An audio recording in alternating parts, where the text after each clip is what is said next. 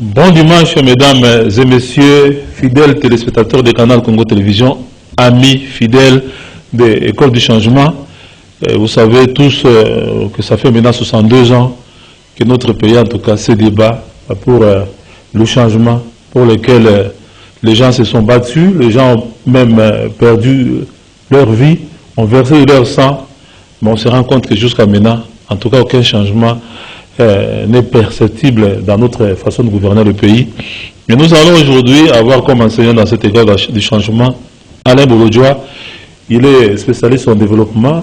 Il est désormais aujourd'hui aussi acteur politique, président d'un parti qui s'appelle Lèvons-nous et bâtissons le BAT.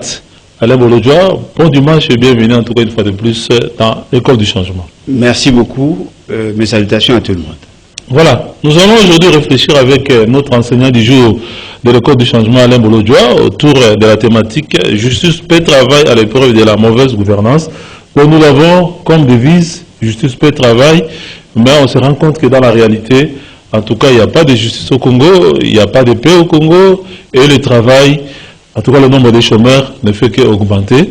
Donc cela est dû à la mauvaise gouvernance. Nous allons voir ça avec Alain Bolodjoa, et je l'ai présenté comme étant président d'un parti politique.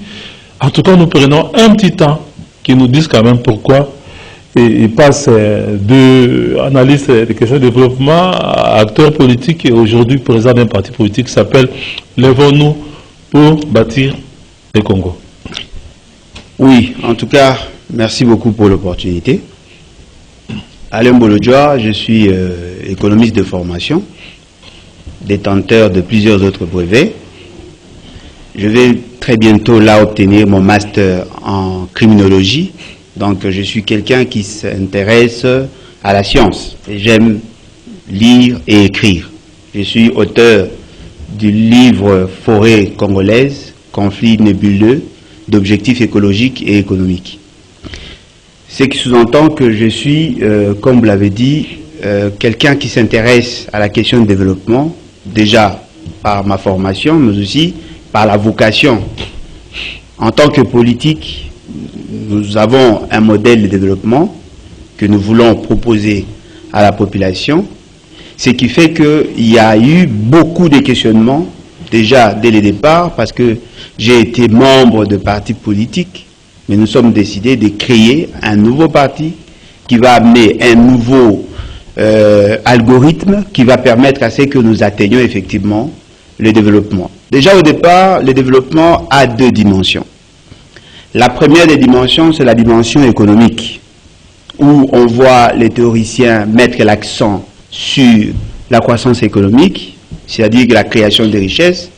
Mais la deuxième dimension, elle est plus sociale. Ce qui sous-entend qu'au-delà de la production, il faut chercher à mettre en place des mécanismes susceptibles d'améliorer les conditions de vie de la population. Et très souvent, dans le développement, il y a trois questions essentielles. Qui sommes-nous? Qui voulons-nous être? Et comment y parvenir? Sur la question qui sommes-nous? Qui voulons-nous être? Apparemment, toutes les parties prenantes, que ce soit la société civile, que ce soit les partis politiques, que ce soit la population non organisée, tous, sans exception, ont la même réponse. Mais c'est là où il y a des divergences. Quelle est cette réponse? C'est-à-dire que nous sommes un pays pauvre, à forte potentialité, et nous voulons être un pays développé. Et cela est repris dans notre hymne national. Mais à la question comment y parvenir, c'est là où maintenant il y a des différences entre le parti politique qui ont tendance socialiste et le parti qui ont tendance libérale. Et nous sommes des progressistes. Voyez-vous? C'est-à-dire que déjà là, ça crée une sorte de scission entre nous dans cette nouvelle idéologie. C'est-à-dire que nous, les progressistes, nous pouvons prendre au regard de la situation que vit le pays, l'approche socialiste comme l'approche libérale, mais l'essentiel pour nous, c'est de résoudre le problème. Oui, alors sur le plan doctrinaire, une petite parenthèse, vous venez de dire que vous êtes un économiste de formation. Exact. Et pourquoi n'avoir pas pensé à créer une entité économique, une entreprise par exemple, ou même une ferme, où vous allez quand même engager des Congolais pour produire la richesse plutôt que de créer un parti politique. Bon, en fait, il y en a pratiquement plus de 500. Les entreprises se battent pour accéder aux affaires et pour se servir. Est-ce que ce ne serait pas le cas pour vous? Non, nous n'avons pas cette intention. Mais ce qui est vrai, faire la politique n'est pas incompatible. Voyez-vous, on peut être leader d'un parti politique, membre d'un parti politique, et en même temps être chef d'entreprise. Voyez-vous, peut-être qu'aujourd'hui, les gens n'ont pas intégré ça dans leur approche. Mais nous, notre parti, nous avons la prétention, l'intention d'avoir des écoles, d'avoir des unités de production justement pour renforcer notre capacité de financement. Donc ce qui veut dire que nous n'avons pas l'intention de résoudre tous les problèmes, mais du moins nous avons la capacité ou la volonté, sinon la détermination d'amener notre pays dans l'orbite du développement. Ce que nous allons faire, qui sera certainement différent de ce que les autres font, déjà nous le faisons, nous avons constitué notre parti pas avec une autorité morale, mais justement par la fusion ou sinon la mutualisation des efforts pour la plupart des étudiants. Voyez-vous, c'est déjà ça, au fait, la leitmotiv. Nous voulons faire la politique autrement. Et dans notre démarche, nous voulons assez que la population soit mise en position d'opérer sa croissance économique individuelle, en mettant sur pied de politiques cohérentes qui vont permettre à ce que nous atteignions effectivement le développement pour tous. Parce que si on pense résoudre le problème dans une approche microscopique, il nous sera difficile de résoudre le problème pour tous les Congolais. Aujourd'hui, je peux avoir la capacité de créer une unité de production. Mais dès lors qu'il y a des politiques contradictoires, dès lors qu'il y a la volonté d'asphyxier les activités, eh bien on ne fera rien. Il faut d'abord résoudre la question politique, assainir l'environnement, pour permettre à ce qu'effectivement tous ceux qui ont des ambitions puissent se sentir. Est-ce que le problème aussi pour les hommes politiques congolais, Alain Bolodjoa, c'est que quand vous êtes en dehors du pouvoir, vous avez des bonnes idées, des belles initiatives, mais quand on vous place dans un ministère, dans la gestion d'une entité de l'État, souvent on se rend compte que les gens produisent le contraire de ce qu'ils prêchaient quand ils étaient en dehors des affaires. Oui, en fait, le problème c'est que effectivement il y a des contraintes. On ne peut pas prétendre ici avoir la solution miracle. Il y a des solutions, mais fort malheureusement, les gens ne veulent pas les appliquer. Prenez par exemple, nous, arrivés au pouvoir, on va juste redynamiser l'administration publique. Voyez-vous? Parce que si on donne le moyen à l'administration de se mouvoir, de poser des actes qui sont normalisés, eh bien, on va avoir les résultats. Et le problème aujourd'hui, c'est que la démocratie ne se vit pas au sein des partis politiques. Il y a des autorités dites morales, des gens qui ont tendance à influencer même les décisions au sein du parti. Vous pouvez avoir de bonnes intentions, coucher sur papier, mais c'est le président du parti qui décide en dernier ressort. Automatiquement, le parti ne participe pas de manière directe à la gestion. Mais nous voulons d'abord avoir un parti démocratique qui ne dépendra pas de saut d'humeur de quelqu'un, qui va mettre l'accent sur la formation de ses membres.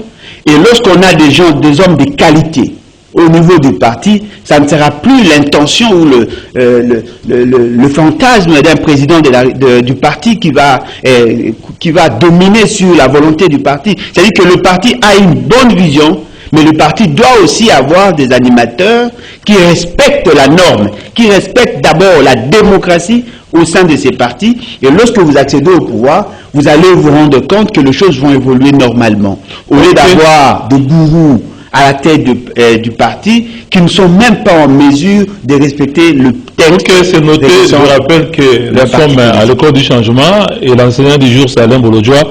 Il est acteur politique et président du parti politique Lèvons-nous et bâtissons le BAT. Avec lui, nous sommes en train en tout cas de plancher sur notre thématique justice, paix, travail à l'épreuve de la mauvaise gouvernance. On y est, Alain Bolodjoa, sur cette thématique. Bon, c'est pas... pourquoi est-ce que 62 ans après, nous n'arrivons toujours pas à mettre en œuvre la devise de notre pays et surtout à bâtir un pays plus beau qu'avant, comme nous le chantons pratiquement chaque jour dans notre hymne national? Bon, je crois que l'hymne national peut être considéré comme un héritage. Voyez-vous, c'est une conception, une perception de la société conçue par le père de l'indépendance. Mais il faut déjà noter que le développement n'est pas un fait synchronique. Ce n'est pas par rapport à l'âge qu'on se développe. S'il s'agissait de l'âge, eh bien la Chine serait développée il y a bien longtemps. La Chine a été dans une situation de précarité pendant des années, alors que la Chine, c'est une vieille civilisation. Le Sri Lanka, vous prenez le Libéria, tous ces pays-là ont eu à exister il y a bien longtemps. Haïti, tous ces pays-là ont eu à exister bien longtemps, avant même que nous soyons indépendants. Mais ces pays-là n'ont jamais accédé au développement, justement parce que le développement n'est pas... Vous voulez excuser je voulais les Congolais à pouvoir transformer leur pays sur le problème n'est pas par rapport à l'âge. Le problème, c'est par rapport à la systématisation des actions économiques. Parce que, comme nous l'avons dit, le développement part d'abord par la croissance économique. Quels sont les mécanismes que nous avons pu mettre en place pour espérer effectivement atteindre le développement? Il faut créer des richesses pour que ces richesses-là soient redistribuées et arriver cette fois-là à améliorer les conditions de vie de la population. Nous prenons le cas de la Chine. La Chine a été pendant longtemps dans une situation de précarité, comme nous l'avons dit. Mais lorsque les Chinois ont pris conscience de leur situation, de leur état, et ils ont pu opter pour le développement, eh bien, ils ont cultivé l'esprit du développement. La culture. Il faut avoir un leadership, bien évidemment éclairé, c'est ce qui manque, transformationnel, un leadership capable de fédérer les énergies pour arriver effectivement à atteindre le développement. Il faut avoir une vision claire. Il faut mettre sur pied des techniques et méthodes appropriées. Il faut avoir des lois qui peuvent booster l'économie. Il faut former. Parce que dans la croissance économique, il y a plusieurs facteurs. Parmi les facteurs, vous avez le facteur naturel. Nous avons un fort potentiel. Nous avons tout ce qu'il faut à transformer. Mais ce qui nous manque, c'est notre capacité à apporter une valeur ajoutée. Voyez-vous, je peux prendre l'exemple d'un morceau de bois qui peut être transformé en statuette. Le morceau de bois ne peut ou ne pas avoir une valeur économique importante. Mais lorsque vous mettez l'intelligence et que vous la transformez en produit fini ou en œuvre d'art, c'est en ce moment-là que vous créez des richesses. Nous avons un fort potentiel, mais nous n'avons pas la capacité transformationnelle. Comment transformer le bois en richesse? Comment transformer l'or en richesse? Nous sommes là justement dans une économie de cueillette. Tout ça justement parce qu'il n'y a pas de politique cohérente. Il n'y a pas de gens qui peuvent amener la population à cet état d'esprit de transformer les cueils de Madame, je ne sais pas, ces nouveaux leaderships-là, ces nouveaux leaders éclairés, transformationnels, c'est quoi? Ce serait une génération spontanée ou bien il faut quand même, c'est pas une dynamique pour avoir un tel leadership? Bon, je crois que la nature peut accompagner l'éclosion de ces leaderships-là. Il y a des gens qui ont de compétences, il y a des gens qui ont des capacités, mais qui n'ont pas une grande vision.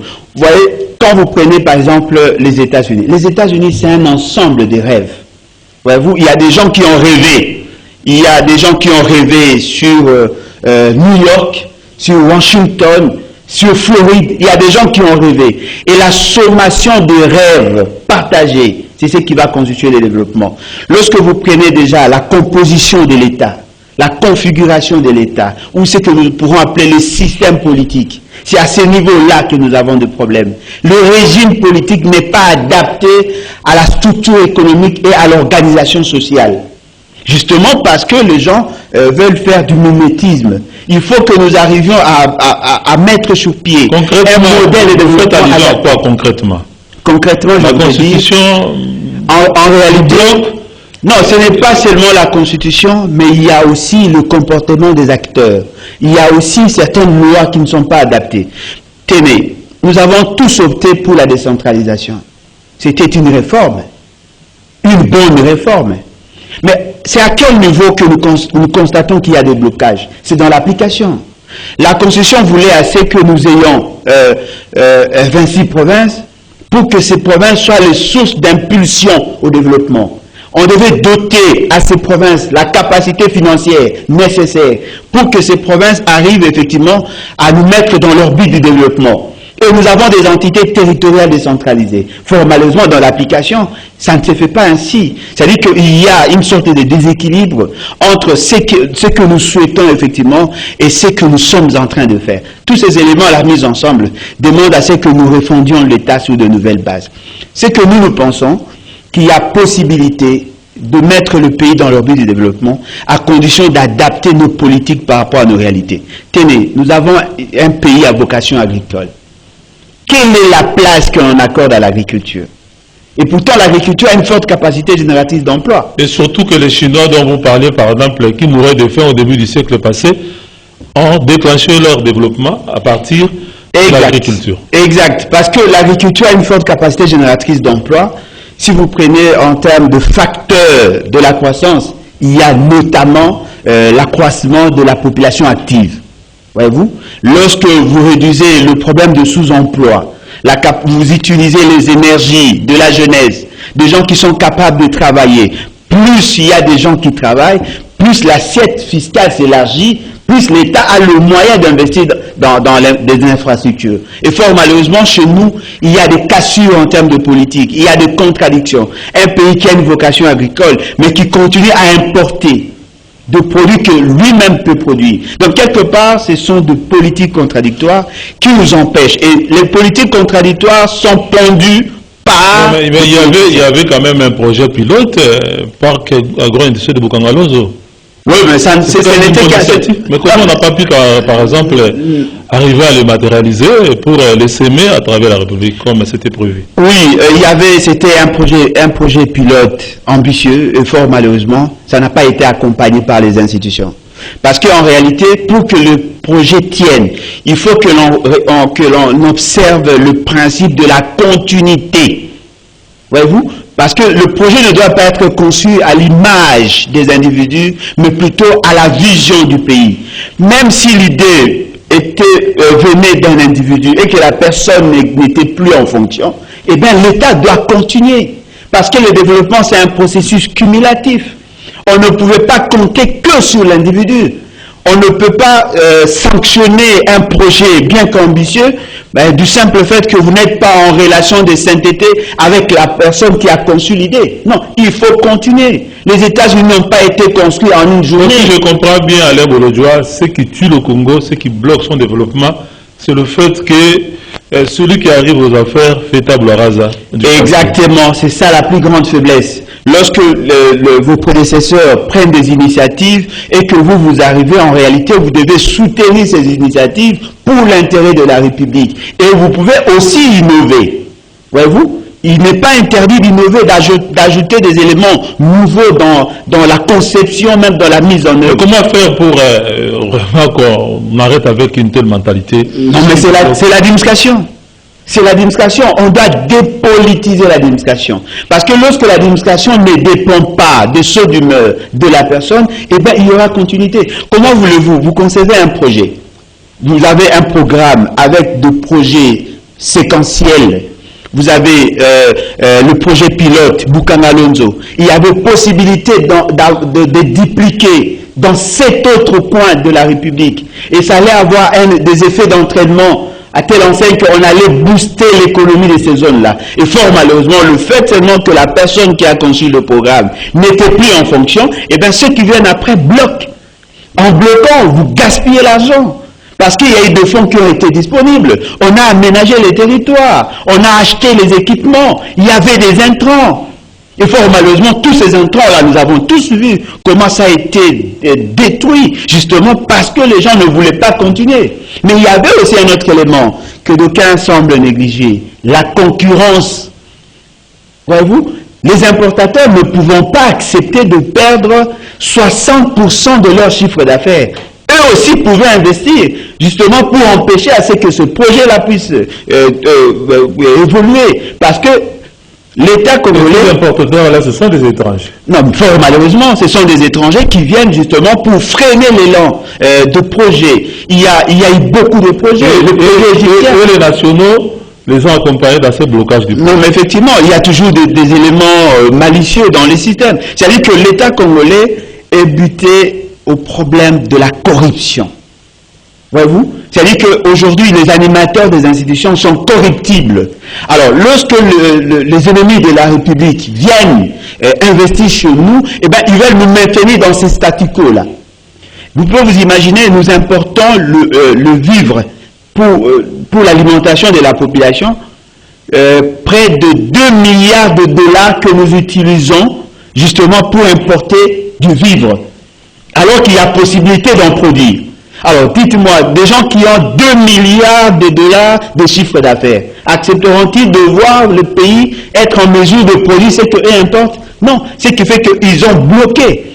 Au-delà de tout, les lois que nous proposons, quelle est la loi que nous avons proposée à la République sur le secteur agricole?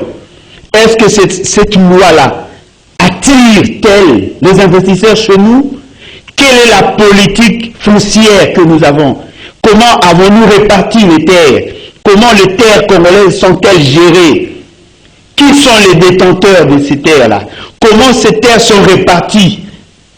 Tous ces éléments-là mis ensemble, eh bien, ça freine l'élan du développement. Et pourtant, nous pouvons le faire, fort malheureusement. En tout cas, pour boucler un peu cet aspect du développement de notre pays qui n'avance pas depuis 62 ans, je voudrais que vous puissiez réagir à un commentaire d'un acteur politique, je ne vais pas citer ici.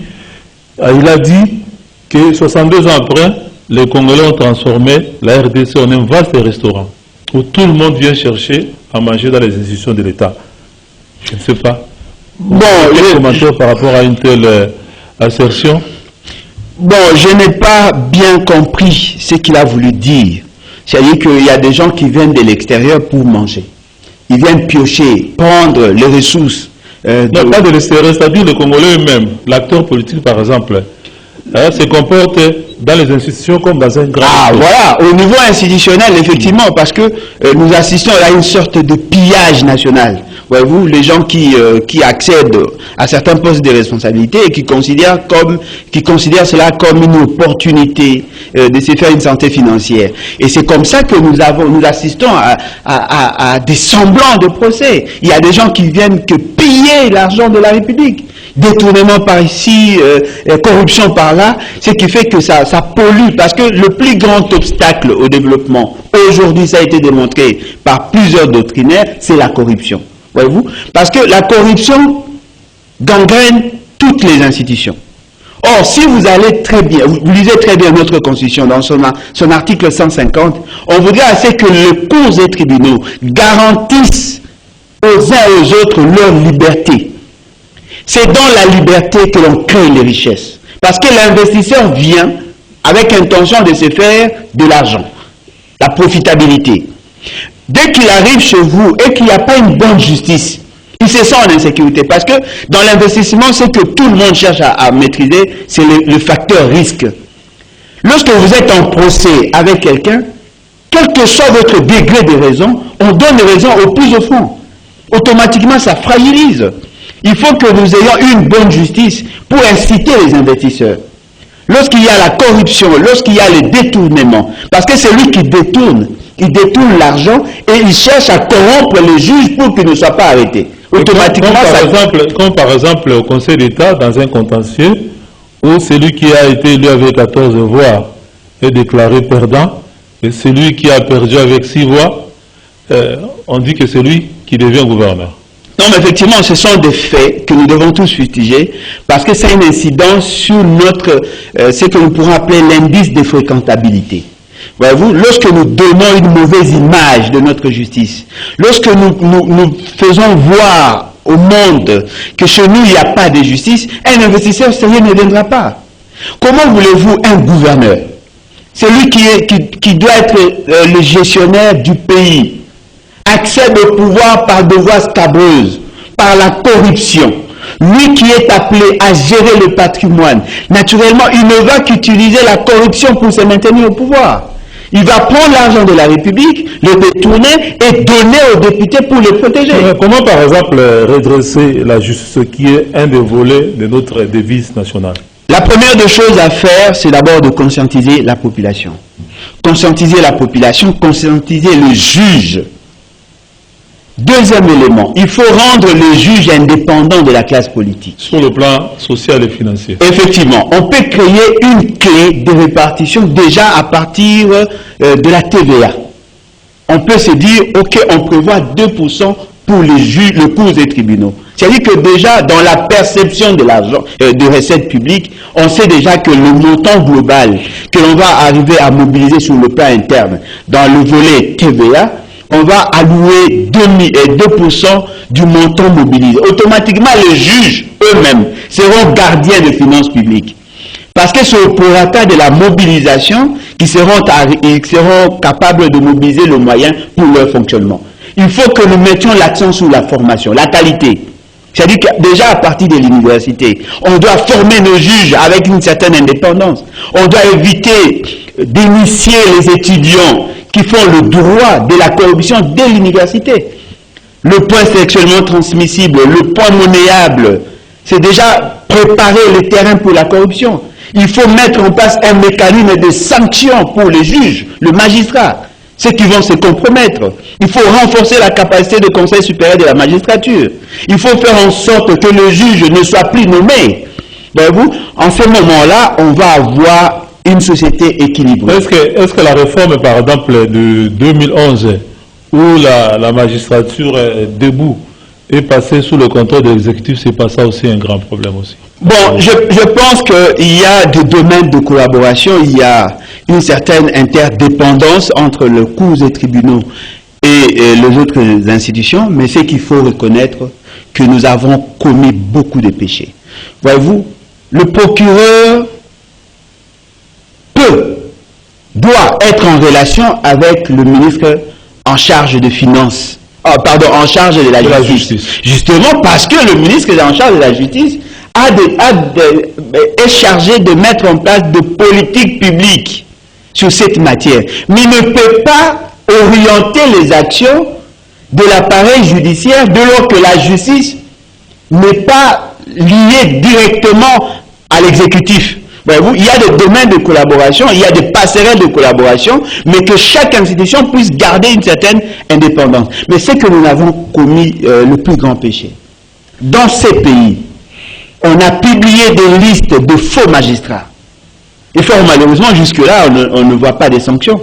Comment voulez-vous, quelqu'un qui n'a pas fait le droit, comment peut-il devenir juriste? On a eu à publier les listes des gens qui avaient de faux diplômes. Ils n'ont jamais été sanctionnés. Non, mais ils ont commencé à sanctionner. Mais on n'a pas eu de procès. En principe, quand on fait des recrutements, même si quand on doit, avant de soumettre au chef de l'État une ordonnance de nomination, est-ce qu'il n'y a pas des services de renseignement qui doivent faire en amont un travail de toilettage, de vérification? Non, le problème c'est que le Conseil supérieur de la magistrature n'a pas fait un bon travail pendant des années. Parce que c'est là où on gère les ambitions des uns et des autres. Mais aussi, par rapport à la certification des diplômes. Comment voulez-vous quelqu'un qui n'a pas fait le droit, il devient magistrat. Et il a un dossier que lui ne maîtrise pas parce qu'il n'est pas initié. Et il sanctionne la personne, vous le sanctionnez lui parce que vous avez constaté qu'il avait un faux diplôme, mais la personne qui était sanctionnée par lui reste en prison. Est-ce que vous savez que dans ces pays, on a eu à arrêter un jeune, un écolier, un adolescent de 12 ans, dans le Nord-Ubangi, 12 ans. Il a fait 10 ans en prison.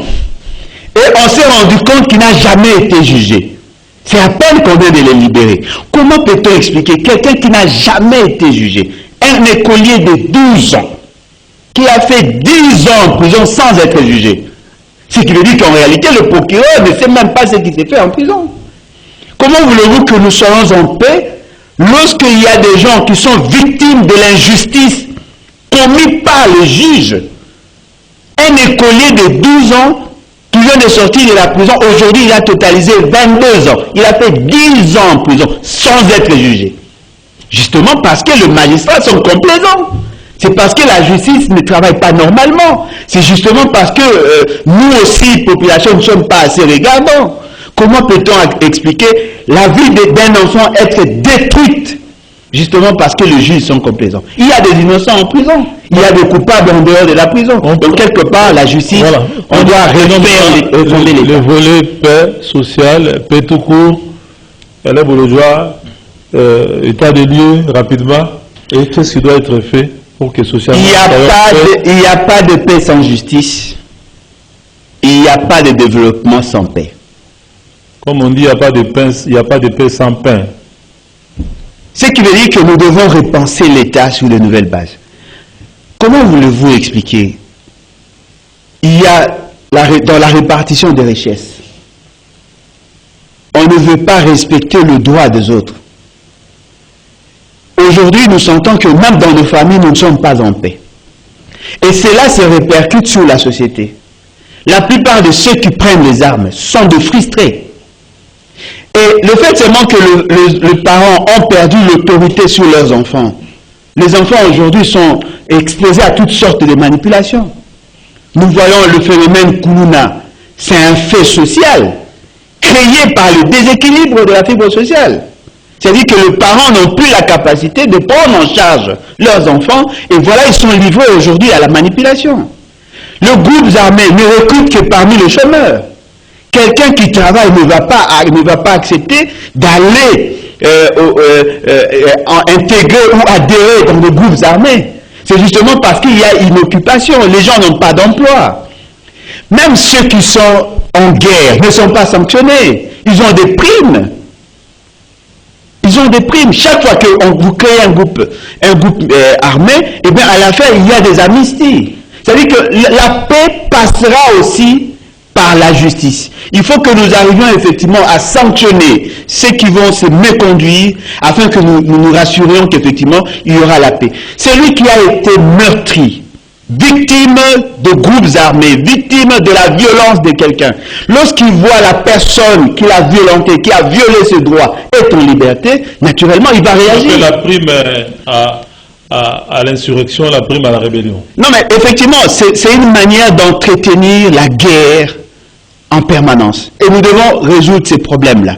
La justice peut nous aider. Nous avons des gens qui ont eu à poser des actes répréhensibles. Formellement, ils n'ont pas été sanctionnés.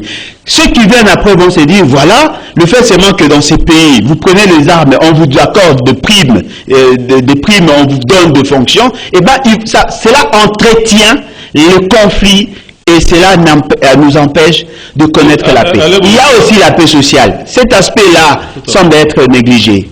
Comment voulez-vous quelqu'un qui travaille et qui n'est pas payé? Ce n'est pas normal. Quelqu'un qui quitte sa maison, il vient prester pendant 2 mois et 2 mois, même des années, et il n'est pas payé. Comment voulez-vous un parent puisse vivre sans revenu? Parce que le salaire, c'est la rémunération du facteur travail. Et les salaires procurent ce que nous pourrons appeler les revenus. Et c'est grâce aux revenus qu'on arrive à consommer. Comment voulez-vous que quelqu'un qui n'est pas payé, 6 mois, 12 mois, même 24, même au-delà, ne peut pas être en paix? Même ceux qui sont payés aussi, ils sont sous-payés. Voilà. Ils sont sous-payés, ils sont mal gérés. Il y a même des problèmes au niveau des entreprises, la gestion des ambitions. Le problème aussi, c'est peut-être aussi, les gens eux-mêmes aussi ne revendiquent pas. Et même s'ils revendiquent, vous arrivez au niveau de l'inspection générale du travail, souvent on se rend compte que là-bas, c'est le plus fort qui l'emporte. Non mais effectivement, c'est ça la corruption, c'est la corruption qui gangrène. Comment voulez-vous, les agents s'organisent en mettant en place les syndicats. Et les politiques, comprenant que les syndicalistes sont vulnérables, et là, ils passent toujours par la corruption. Ils invitent les représentants des travailleurs, on leur donne des avantages, et ceux-ci préfèrent abandonner leur combat. Ce qui veut dire que les agents sont abandonnés à leur triste sort. Au moment où nous parlons, Dans le Katanga, j'ai trouvé un dossier. Je viens de Lubumbashi, de Kolwezi, j'ai trouvé un dossier. Il y a plus de 120 employés qui ont été chassés de leur travail. Ça doit être, en fait, j'ai oublié le nom, mais c'est dans le secteur minier. J'ai le dossier dans mon téléphone. C'est-à-dire que ces gens-là qui ont eu à travailler pendant des années, ils se sont retrouvés pendant la Covid. C'est-à-dire qu'on avait réduit le nombre du personnel pendant la Covid, du fait qu'il y avait des mesures barrières, on a réduit. Et quand ils sont revenus à la date convenue, on leur dit non, voilà, vous avez quitté le travail, vous n'avez plus droit au travail. Il y a quelqu'un, un directeur au ministère de Finances, il était en congé de reconstitution. On a fermé les frontières, il ne pouvait pas rentrer. 3 mois après, il revient, on lui dit non, voilà, monsieur, vous n'avez plus droit parce que vous étiez en dehors du pays. Alors qu'il y avait une décision de l'État qui était prise, interdisant aux gens d'entrer dans nos frontières. C'est-à-dire que c'est comme ça qu'il y a beaucoup de frustration. Comment voulez-vous, quelqu'un qui a commencé le travail, qui a eu à travailler pendant longtemps, vous faites la promotion des autres agents et vous l'excluez. Il a travaillé pendant 15 ans, 20 ans dans un service. Celui qui vient à peine d'arriver, il a de postes de responsabilité. Même s'il n'est pas compétent, mais on le promet quand même. On le met dans des postes stratégiques. Ce qui veut dire que la gestion du personnel, tout cela, ça crée de frustration. C'est un peu comme ce qui s'est vu aujourd'hui à l'OGFREM, où on nomme des intérimaires à tour de rôle par le ministre des tutelles. Et le dernier intérimaire qui a été nommé et contesté, c'est un retraité de plus de 8 ans déjà retraité d'entreprise. Voilà. Et on le reprend comme DGAI au lieu de nommer un directeur qui a la plus grande ancienneté au niveau de l'entreprise. Voilà, c'est-à-dire que ce sont des faits qui brisent pratiquement l'équilibre de la fibre sociale. Et cela crée de frustration. C'est la sommation de frustration qui a de grandes sociales. Voyez-vous, c'est-à-dire que nous pensons qu'il faut rechercher la paix, même au niveau de foyers, au niveau des entreprises, pour que nous soyons effectivement une société équilibrée. Et fort malheureusement, dans le politique public, on semble négliger cela, et pourtant, ce sont des fertilisants à l'insécurité. Tous ces enfants que nous voyons, dans la plupart des cas, ce sont des parents qui n'ont plus de moyens de les prendre en charge. Ils n'ont plus la capacité de prendre en charge. Comment voulez-vous un enfant qui n'est pas nourri, qui n'est pas pris en charge par son père, puisse rester dans la philosophie de la famille? En cherchant à survivre, c'est là où maintenant ils rencontrent les manipulateurs. Donc nous devons investir dans la famille, investir dans la société, faire en sorte que nous puissions bien gérer les ambitions individuelles, parce que c'est là où il y a des frustrations. C'est là où ça nous pousse à avoir des guerres. Donc, en gros... Alain Bolodjoa, on est pratiquement à la fin de l'émission. Je ne sais pas, en 240 secondes, si vous pouvez en tout cas résumer tout ce qu'on a dit. Est-ce que la RDC est condamnée définitivement à être un pays pauvre, très endetté, un pays pauvre à potentialité énorme, un pays potentiellement riche, mais avec une population vivant dans la misère la plus noire, avec un budget de misère, où il y a de l'espoir. Et s'il y a de l'espoir, qu'est-ce qui doit être fait en quelques mots? Et nous, beaucoup de Oui, je crois que la situation que nous traversons, c'est une situation dramatique, comme l'avons dit. Mais c'est loin d'être une fatalité. Voyez-vous, le développement ne se décrète pas. Le développement s'organise. Il faut avoir un leadership éclairé. Il faut avoir une vision claire. Il faut avoir des programmes cohérents. Il faut cibler le projet qu'il faut. Il faut bien gérer les finances publiques. Il faut pousser la population au travail. Il faut faire en sorte que la justice garantisse les libertés et droits individuels. Il faut arriver à réduire le train de vie des institutions pour dégager les gaps et afin d'investir dans le développement. Il faut rendre le province plus autonome que ce que nous avons aujourd'hui. Il faut pousser la population au travail, organiser l'agriculture, permettre à ce que nous ayons de l'énergie dans chaque coin pour que nous arrivions effectivement à booster le développement. C'est possible. C'est possible de faire du Congo le paradis sur terre. C'est possible. Nous ne sommes pas obligés d'avoir le même modèle que les autres. Nous pouvons préserver notre forêt tout en créant des richesses. Nous avons la possibilité de créer des îlots de développement. Il est possible de faire à ce que nous réduisions sensiblement l'exode rural. C'est possible. Ma condition de savoir qu'est-ce que nous devons faire. Fort malheureusement, nous sommes en train de naviguer à vue. Un pays sans plan de développement. Nous ne savons même pas ce que nous sommes appelés à faire dans 5 ans, 10 ans. Alors qu'il y a un taux de croissance démographique qui touche pratiquement 3%. Chaque année, il y a 3 millions d'enfants qui naissent. Incapables de servir en eau potable. Mais d'ici 30 ans, 40 ans, on va atteindre 250 millions d'habitants. Alors qu'aujourd'hui, il y a des gens qui n'ont pas de l'eau propre. Justement parce qu'il y a des contradictions en termes de politique.